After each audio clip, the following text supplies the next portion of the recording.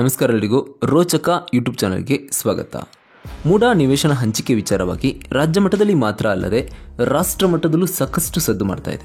ಈ ಪ್ರಕರಣದ ಕುರಿತು ಮುಖ್ಯಮಂತ್ರಿ ಸಿದ್ದರಾಮಯ್ಯ ಅವರನ್ನ ಬದಲಿಸುವ ನಿರ್ಧಾರಕ್ಕೆ ಕಾಂಗ್ರೆಸ್ನ ಮೇಲೆ ಒತ್ತಡ ಹೆಚ್ಚಾಗ್ತಾನೇ ಇದೆ. ಯಾವುದೇ ವಿವಾದಗಳಿಗೆ ಕಾರಣವಾಗದ ಒಮ್ಮತದ ಅಭ್ಯರ್ಥಿಗಾಗಿ ಪಕ್ಷದ ಹೈಕಮಾಂಡ್ ಯೋಜನೆ ಕೂಡ ರೂಪಿಸ್ತಾ ಇದೆ. ಸರ್ಕಾರ ರಚನೆಯಾದ ಆರಂಭದಿಂದಲೂ ಕೂಡ ಕೆಪಿಸಿಸಿ ಅಧ್ಯಕ್ಷ ಡಿ.ಕೆ. ಶಿವಕುಮಾರ್ ಅವರು ಮುಖ್ಯಮಂತ್ರಿ ಸ್ಥಾನದ ಮೇಲೆ ಕಣ್ಣಿಟ್ಟಿದ್ದರು. ಉಪಮುಖ್ಯಮಂತ್ರಿ ಡಿ.ಕೆ. ಶಿವಕುಮಾರ್ ಅವರು ಸಿದ್ದರಾಮಯ್ಯ ಸ್ಥಾನಕ್ಕೆ ಫೇವರೇಟ್ ಆಗಿದ್ದರು. ಹಿಂದುಳಿದ ಸಮುದಾಯಗಳನ್ನು ಒಗ್ಗೂಡಿಸಲು ಹಿಂದುಳಿದ ವರ್ಗಗಳ ನಾಯಕರನ್ನು ಮುಂದಿನ ಸಿಎಂ ಆಗಿ ಆಯ್ಕೆ ಮಾಡುವ ಸಾಧ್ಯತೆಯನ್ನು ಕೂಡ ಹೈಕಮಾಂಡ್ ಪರಿಶೀಲನೆ ಮಾಡ್ತಾ ಇದೆ. ರಾಜ್ಯದಲ್ಲಿ ಮುಖ್ಯಮಂತ್ರಿ ಸ್ಥಾನ ಬದಲಾವಣೆ ಆಗತ್ತೆ ಅಂತ ರಾಜಕೀಯ ವಲಯದಲ್ಲಿ ಚರ್ಚೆ ನಡೀತಿದೆ. ಇದರ ಬೆನ್ನಲ್ಲೇ ಸಿಎಂ ಸಿದ್ದರಾಮಯ್ಯ ತಮ್ಮ ಸಂಪುಟದ ಸಚಿವರನ್ನ ಹಿಡಿದಿಟ್ಟುಕೊಳ್ಳಲು ಹೊಸ ತಂತ್ರದ ಮೊರೆ ಹೋಗಿದ್ದಾರೆ. ಸಿಎಂ ಸಿದ್ದರಾಮಯ್ಯ ಇತ್ತೀಚೆಗೆ ಗೃಹ ಸಚಿವ ಡಾಕ್ಟರ್ ಜಿ. ಪರಮೇಶ್ವರ್ ಮತ್ತು ಉಪಮುಖ್ಯಮಂತ್ರಿ ಡಿ.ಕೆ. ಶಿವಕುಮಾರ್ ಒಳಗೊಂಡ ಒಂದು ಸಚಿವರ ತಂಡಕ್ಕೆ ಔತಣಕೂಟ ಏರ್ಪಡಿಸಿದರು.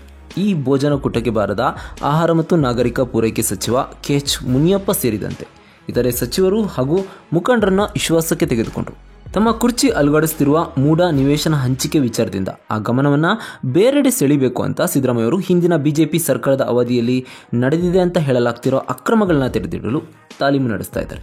ಮೂಡಾ ಹಗರಣದಿಂದ ತಪ್ಪಿಸಿಕೊಳ್ಳಲು ಸಿದ್ದರಾಮಯ್ಯ ಅವರು ಯಾವ ರೀತಿಯ ತಂತ್ರಗಾರಿಕೆ ಮಾಡ್ತಾ ಇದ್ದಾರೆ, ಈ ತಂತ್ರಗಾರಿಕೆಗೆ ಬಿಜೆಪಿ ಬಲಿಯಾಗುತ್ತಾ, ಎಲ್ಲದನ್ನು ಕೂಡ ಈ ವಿಡಿಯೋದಲ್ಲಿ ನೋಡ್ತಾ ಹೋಗೋಣ. ಅದಕ್ಕಿಂತ ಮುಂಚೆ ಯಾರೆಲ್ಲ ನಮ್ಮ ಚಾನಲ್ನ ಸಬ್ಸ್ಕ್ರೈಬ್ ಮಾಡಿಲ್ಲ ಅಂತಂದರೆ ಈ ರೀತಿಯ ಮಾಹಿತಿಗಾಗಿ ನಮ್ಮ ಚಾನಲ್ನ ಸಬ್ಸ್ಕ್ರೈಬ್ ಮಾಡಿ. ಮೂಡಾ ಹಗರಣದಲ್ಲಿ ಸಿದ್ದರಾಮಯ್ಯ ಅವರನ್ನ ಸಿಲುಕಿಸಿ ಅಧಿಕಾರದಿಂದ ಕೆಳಗಿಳಿಸಬೇಕು ಅನ್ನೋ ಬಿಜೆಪಿ ಪ್ಲಾನ್ಗೆ ಸಿದ್ದರಾಮಯ್ಯ ಸಖತ್ತಾಗಿ ಟಕ್ಕರ್ ಕೊಟ್ಟಿದ್ದಾರೆ.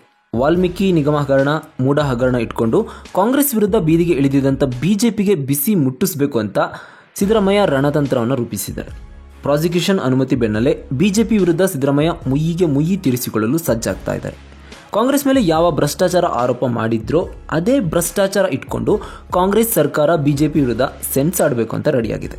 ಮೂಡಾ ಪ್ರಕರಣ, ವಾಲ್ಮೀಕಿ ನಿಗಮ ಹಗರಣ ಸೇರಿದಂತೆ ಕಾಂಗ್ರೆಸ್ ಸರ್ಕಾರದ ಹಲವು ನಾಯಕರನ್ನ ಇಕ್ಕಟ್ಟಿಗೆ ಸಿಲುಕಿಸಲು ಹೊರಟಕ್ಕೆ ಇಳಿದಿರುವಂಥ ಬಿಜೆಪಿ ನಾಯಕರ ಭ್ರಷ್ಟಾಚಾರದ ಪ್ರಕರಣಗಳನ್ನೆಲ್ಲ ಹೊರಗಡೆ ಎಳೆದು ಅವರನ್ನು ಕಾನೂನು ಕುಣಿಕೆಗೆ ಸಿಲುಕಿಸಲು ಕಾಂಗ್ರೆಸ್ ನಾಯಕರು ಕೂಡ ಸಜ್ಜಾಗಿದ್ದಾರೆ. ಹೀಗಾಗಿ ಭ್ರಷ್ಟಾಚಾರ ಆರೋಪ ಹೊತ್ತ ಕೆಲ ಬಿಜೆಪಿ ನಾಯಕರಿಗೆ ಈಗ ನಡುಕ ಶುರುವಾಗಿದೆ.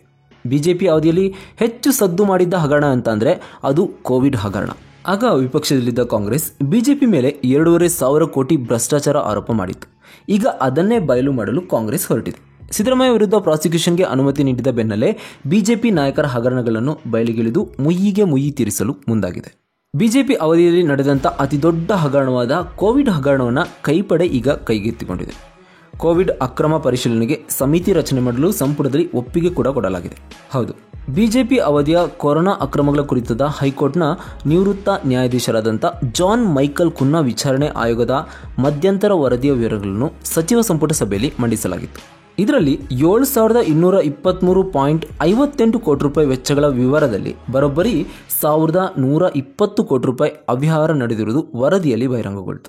ಸಚಿವ ಸಂಪುಟ ಸಭೆಯಲ್ಲಿ ಮುಖ್ಯಮಂತ್ರಿ ಸಿದ್ದರಾಮಯ್ಯ ಅವರು ಮಧ್ಯಂತರ ವರದಿಯ ವಿವರಗಳನ್ನು ಮಂಡಿಸಿದರು. ವರದಿ ಬಗ್ಗೆ ಕೂಲಂಕುಷವಾಗಿ ಪರಿಶೀಲಿಸಿ ಮುಂದಿನ ಕ್ರಮಗಳ ಕುರಿತು 1 ತಿಂಗಳ ಒಳಗಾಗಿ ಶಿಫಾರಸುಗಳನ್ನ ಸಲ್ಲಿಸಲು ಸರ್ಕಾರದ ಮುಖ್ಯ ಕಾರ್ಯದರ್ಶಿ ಶಾಲಿನಿ ರಜನೀಶ್ ಅಧ್ಯಕ್ಷತೆಯಲ್ಲಿ ಉನ್ನತ ಅಧಿಕಾರಿಗಳ ಸಮಿತಿ ರಚನೆಗೆ ಕೂಡ ನಿರ್ಧಾರ ಮಾಡಲಾಯಿತು. ಆಗಸ್ಟ್ 31ರಂದು ಆಯೋಗ ಮುಖ್ಯಮಂತ್ರಿಗಳಿಗೆ ಸಲ್ಲಿಸಿದ ವರದಿಯಲ್ಲಿ ಯಾವುದೇ ಒಬ್ಬ ನಿರ್ದಿಷ್ಟ ವ್ಯಕ್ತಿಯ ಬಗ್ಗೆ ಆರೋಪಗಳು ಇಲ್ಲ. ಬದಲಿಗೆ ಹಲವರ ಮೇಲೆ ಆರೋಪಗಳನ್ನ ಮಾಡಲಾಗಿದೆ.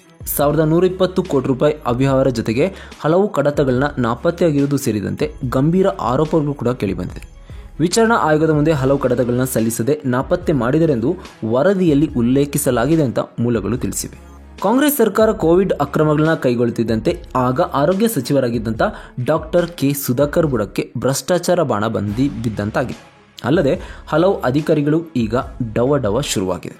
ಬಿಜೆಪಿಯವರು ಕೋವಿಡ್ ನಿರ್ವಹಣೆ ವೇಳೆ 19 ಉಪಕರಣಗಳ ಖರೀದಿಯಲ್ಲಿ ಅಕ್ರಮ ಮಾಡಿದ್ದಾರೆ. ಅಗತ್ಯಕ್ಕಿಂತ ಹೆಚ್ಚುವರಿ ಮೊತ್ತ ನೀಡಿ ಉಪಕರಣಗಳನ್ನ ಖರೀದಿ ಮಾಡಿದ್ದಾರೆ. ಸಾವಿನ ಸಂಖ್ಯೆ ನಮೂದಿಸುವಲ್ಲಿ ಅಂಕಿ ಸಂಖ್ಯೆಗಳನ್ನ ಸರಿಯಾಗಿ ಕೊಟ್ಟಿಲ್ಲ. ವಿಶ್ವ ಆರೋಗ್ಯ ಸಂಸ್ಥೆ ಸಲಹೆಯನ್ನು ತಿರಸ್ಕರಿಸಿ ಮಾತ್ರೆಗಳನ್ನ ಖರೀದಿ ಮಾಡಿದ್ದಾರೆ. ದುಬಾರಿ ಮೊತ್ತ ಕೊಟ್ಟು ಖಾಸಗಿ ಸಹಾಯವಾಣಿಯ ಬಳಕೆಯನ್ನ ಮಾಡಿದ್ದಾರೆ ಅಂತ ಆರೋಪಿಸಿದೆ. ಇದೀಗ ಕೊರೋನಾ ನಿರ್ವಹಣೆ ಜವಾಬ್ದಾರಿ ಹೊತ್ತಿದ್ದ ಅಧಿಕಾರಿಗಳಿಗೆ ಸಚಿವರಿಗೆ ಈಗ ನಡುಕ ಶುರುವಾಗಿದೆ. ಇದಿಷ್ಟೇ ಅಲ್ಲ, ಮಾಜಿ ಸಿಎಂ ಬಿ.ಎಸ್. ಯಡಿಯೂರಪ್ಪ ಹಾಗೂ ಪುತ್ರ ಬಿ.ವೈ. ವಿಜಯೇಂದ್ರ, ಆರ್. ಅಶೋಕ್ ವಿರುದ್ಧದ ಪ್ರಕರಣಗಳು ಅಲ್ಲದೆ ಗುತ್ತಿಗೆದಾರರು ಆರೋಪಿಸಿದ 40% ಕಮಿಷನ್ ಆರೋಪ ಸೇರಿದಂತೆ ಎಲ್ಲವನ್ನ ತನಿಖೆ ಮಾಡಿಸಲು ಕಾಂಗ್ರೆಸ್ ಪ್ಲಾನ್ ಮಾಡಿಕೊಂಡಿದೆ. ಒಟ್ಟಿನಲ್ಲಿ ಯಾವ ಭ್ರಷ್ಟಾಚಾರದ ಬಾವಿಯೊಳಗೆ ಸಿದ್ದರಾಮಯ್ಯರನ್ನ ನೂಕಿ ಇಕ್ಕಟ್ಟಿಗೆ ಸಿಲುಕಿಸಬೇಕು ಅಂತ ಬಿಜೆಪಿಗರು ತುದಿಗಾಲಲ್ಲಿ ಇದ್ರೋ, ಈಗ ಸಿದ್ದರಾಮಯ್ಯರ ತಂತ್ರಕ್ಕೆ ಇಡೀ ಬಿಜೆಪಿ ಪಾಳೆಯನೇ ಅಲುಗಾಡ್ತಾ ಇದೆ. ತಮ್ಮ ಮೇಲಿನ ಬಿಜೆಪಿ ಆರೋಪದ ಪ್ರತೀಕಾರಕ್ಕೆ ಸಿದ್ದರಾಮಯ್ಯ ಶಪಥ ಮಾಡಿರುವುದಂತೂ ಖಂಡಿತ. ಭ್ರಷ್ಟಾಚಾರ ಆರೋಪ ಹೊತ್ತಿರುವ ಬಿಜೆಪಿ ನಾಯಕರ ಕೇಸ್ಗಳನ್ನ ತೆಗೆದು ಅವರೆಲ್ಲರಿಗೂ ಪಾಠ ಕಲಿಸಲು ಸಿದ್ದು ಮುಂದಾಗಿದ್ದಾರೆ. ಸಿದ್ದರಾಮಯ್ಯ ಹೀಗೆ ಮಾಡ್ತಾರೆ ಅಂತ ಕನಸಲ್ಲೂ ಯೋಚನೆ ಮಾಡದ ಬಿಜೆಪಿಗೆ ಈಗ ತಲೆ ತಿರುಗುವಂತಾಗಿದೆ. ಈಗ ಸಿದ್ದರಾಮಯ್ಯ ಗೇಮ್ ಪ್ಲಾನ್ ಶುರು ಮಾಡ್ಕೊಂಡಿದ್ದಾರೆ. ಇದು ಯಾವ ಹಂತಕ್ಕೆ ಹೋಗಿ ತಲುಪುತ್ತೋ ಕಾದು ನೋಡಬೇಕು. ಇಲ್ಲಿ ನಾವು ಮುಖ್ಯವಾಗಿ ಗಮನಿಸಬೇಕಾಗಿರೋದು ಏನು ಅಂತ ಅಂದರೆ, ಅವರು ಹಗರಣಗಳನ್ನ ಹೊರಗಡೆ ಎಳಿತಿರೋದು ಅವರವರ ರಾಜಕೀಯ ಬೇಳೆಯನ್ನು ಬೇಯಿಸ್ಕೊಳ್ಳೋದಕ್ಕೆ ಹೊರತು ಜನರಿಗೆ ಆದಂಥ ಮೋಸಗಳ ಬಗ್ಗೆ ಅಲ್ಲ. ಅವರಿಗೆ ವೋಟ್ ಮಾಡಿದ ತಪ್ಪಿಗೆ ಅವರು ಆಡುವಂಥ ಆಟಗಳನ್ನ ಟಿವಿಯಲ್ಲಿ ನೋಡುವಂಥ ಪರಿಸ್ಥಿತಿ ನಮಗೊದಗಿದೆ. ಇದರ ಬಗ್ಗೆ ನಿಮ್ಮ ಅನಿಸಿಕೆ, ಅಭಿಪ್ರಾಯ ಏನು ಎಂಬುದನ್ನು ನಮಗೆ ಕಮೆಂಟ್ ಮೂಲಕ ತಿಳಿಸಿ. ಧನ್ಯವಾದಗಳು.